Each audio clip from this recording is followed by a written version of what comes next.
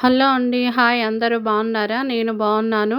మీరు కూడా బాగుండాలని మనస్ఫూర్తిగా కోరుకుంటున్నా.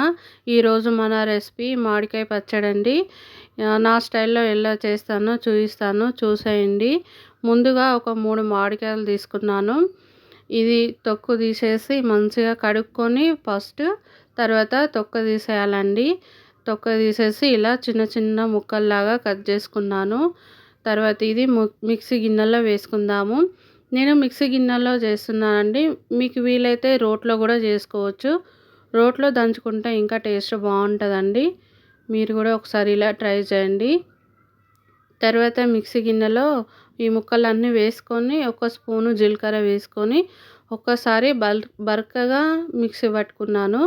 తర్వాత ఒక స్పూను సాల్ట్ వేస్తున్నానండి.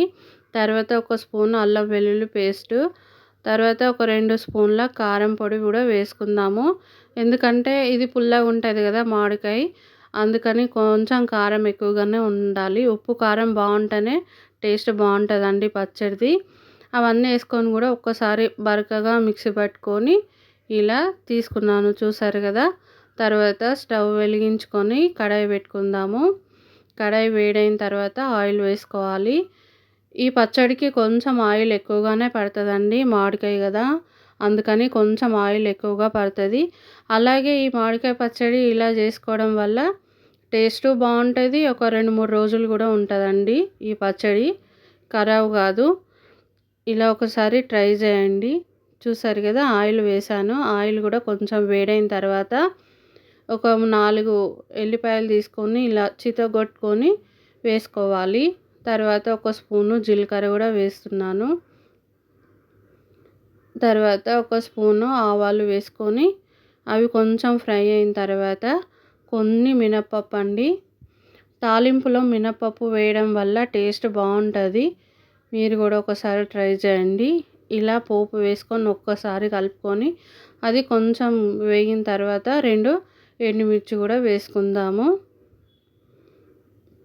పోపు ఎంత మంచిగా వేయించుకుంటేనే టేస్ట్ బాగుంటుందండి.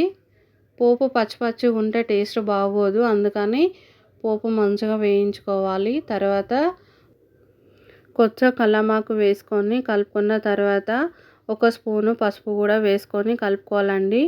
పసుపు ఆయిల్లో వేసుకుంటేనే బాగుంటుందండి. పచ్చళ్ళలో వేసామంటే అది చేదు వస్తుంది, అందుకని ఆయిల్లో వేసి వేయించుకోవాలి.